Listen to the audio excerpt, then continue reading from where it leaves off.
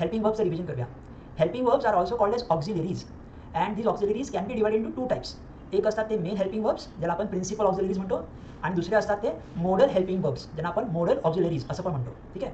आता हे जे मेन हेल्पिंग वर्ब्स असतात त्यामध्ये परत 3 प्रकार आहेत. पहिला आहे तो टू बी, जे आपण ऑलरेडी बघितलेला आहे. मग टू बीमध्ये काय काय येतं, तर am, is, are, was, were, being, been आणि be. Okay. Second type of main helping verbs are to do, that is do, does and did.